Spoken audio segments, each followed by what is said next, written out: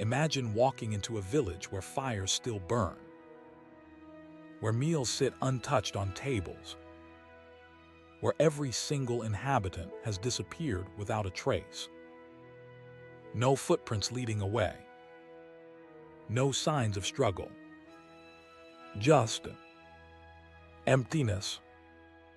This is not fiction. This really happened.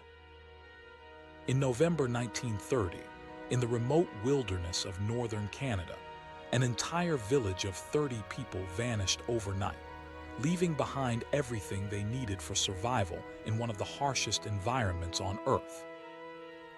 What if I told you that not only did these people disappear without explanation, but that the graves of their ancestors were found emptied from below, with no signs of digging? The image you see in the thumbnail is one of the few photographs that exists of an Inuit settlement similar to the one that vanished. What happened at Lake Anjikuni defies conventional explanation and remains one of history's most disturbing unsolved mysteries. The Canadian Arctic in winter is a place where temperatures plummet to -40 degrees, where darkness stretches for months, where survival depends on preparation, community, and intimate knowledge of the land. It was through this frozen wilderness that Joe Labelle, an experienced Canadian fur trapper, traveled in November 1930. Labelle knew these territories well. He had visited numerous Inuit settlements during his years in the region. As he approached Lake Anjikuni, he expected to find the small village of approximately 30 Inuit inhabitants that he had visited before. What he discovered instead would haunt him for the rest of his life. Labelle later described approaching the village as the sun was setting. From a distance, something seemed off. There was no movement, no smoke from cooking fires, no dogs barking to announce a visitor's arrival. Yet as he drew closer, he could see that fires still smoldered in some dwellings. Imagine yourself in Labelle's position. The crunch of snow beneath your feet, the silence pressing in around you, calling out but receiving no answer. Inside the dwellings, Labelle found scenes that made no sense. Cooking pots still contained food. Rifles, essential for survival, leaned against walls. Winter clothing hung on hooks. No Inuit would leave these vital possessions behind, especially not in winter. But what happened next defies explanation. Outside the village perimeter, Labelle made an even more disturbing discovery. The sled dogs, crucial for transportation in this remote region, lay dead, tied to trees and apparently starved to death. Can you imagine what would compel an entire community to abandon their food, their weapons, their warm clothing, and even their means of transportation in the deadly Arctic winter? What would you do if you found yourself alone in an abandoned village, where everything suggested people had vanished in the middle of their daily lives? Labelle did what perhaps any of us would do. He fled. Labelle traveled through the night to reach the nearest telegraph office, where he contacted the Royal Canadian Mounted Police. Sergeant J. Nelson of the RCMP led the official investigation, arriving at Lake Anjikuni in January 1931. What he found confirmed Labelle's account and deepened the mystery. Nelson's official report documented that the village appeared to have been abandoned suddenly.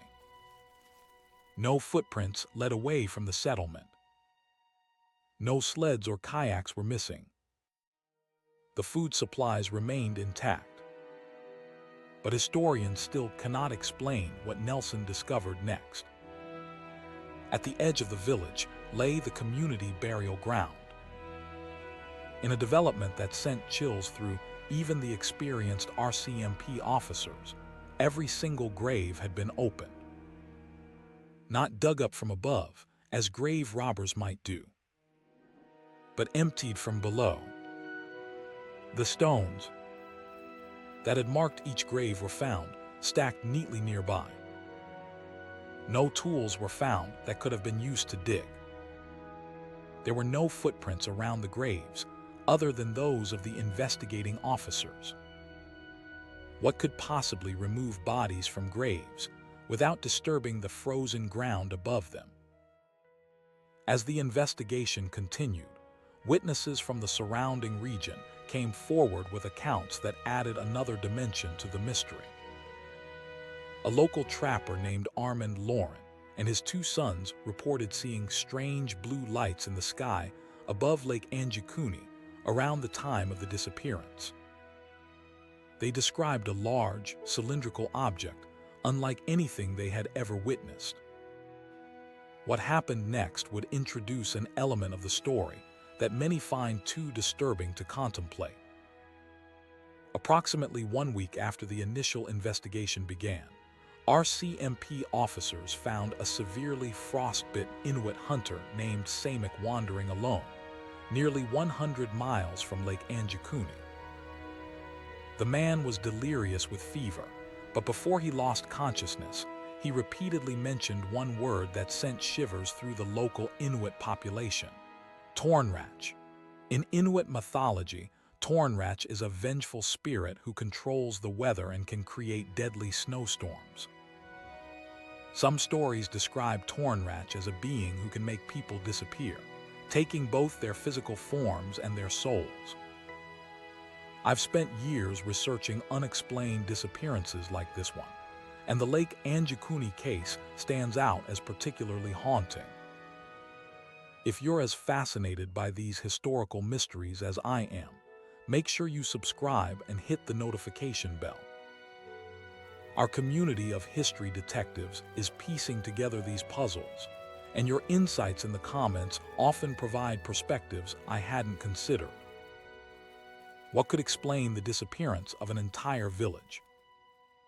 Some suggest that a natural disaster might have forced the villagers to flee. Perhaps a sudden storm or food shortage drove them to seek shelter elsewhere. But this theory fails to explain several critical elements.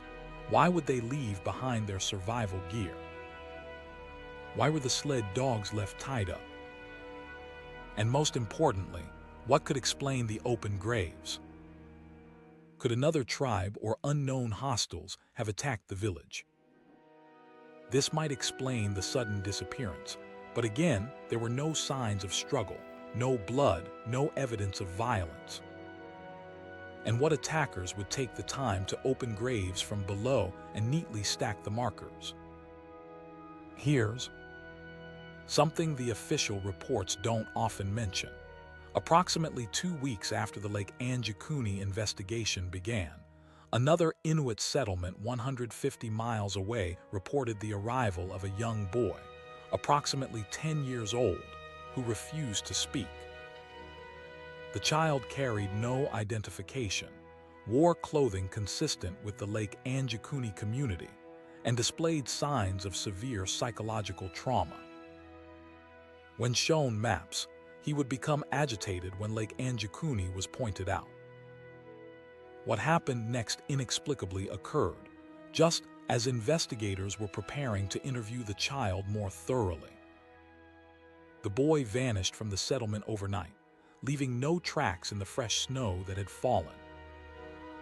Despite an extensive search, no trace of him was ever found. The mention of Tornrach by the frostbitten hunter Samek has led some to consider supernatural explanations. The empty graves, the strange lights, the complete absence of tracks leading away from the village. These elements have fueled theories ranging from spirit intervention to extraterrestrial involvement. What would you believe if you stood in that empty village, with fires still burning and food still warm, but every human inhabitant gone without a trace? The RCMP officially maintains that no crime occurred at Lake Anjikuni. Their position is that the story has been exaggerated or possibly fabricated entirely, noting that details about the number of graves and structures have varied in subsequent retellings. They suggest that perhaps Labelle stumbled upon a temporary or seasonal camp rather than a permanent settlement, and that the inhabitants had simply moved on as part of their normal migration patterns. But this explanation fails to address the most troubling aspects of the case: the abandoned possessions, the starved sled dogs, and those inexplicably emptied graves. Can you imagine witnessing this? What would authorities today do with such a case? I want you to share your theories in the comments below. What do you think happened to the village that vanished? The case of Lake Anjikuni joins other unexplained disappearances in Canada's vast wilderness. Places where people simply vanish, leaving behind more questions than answers. The morning mist still clings to Lake Anjikuni today, just as it did on that November day in 1930. The waters still reflect the endless Arctic sky. And somewhere, perhaps, the answer to what happened to those 30 souls remains hidden, waiting to be discovered. This is not the only mysterious disappearance I've investigated. Next week, I'll be exploring the strange case of the Inuit spirit of Tornratch and its connection to other unexplained vanishings across Canada's northern territories. Until then, remember that history's greatest mysteries often hide in plain sight, in the stories we've forgotten or chosen not to believe. If this story fascinated you as much as it did me, hit subscribe now and join our community of history detectives. Together, we're uncovering the world's most compelling mysteries, one vanished village at a time. What really happened at Lake Anjikuni? Let me know your theories in the comments below.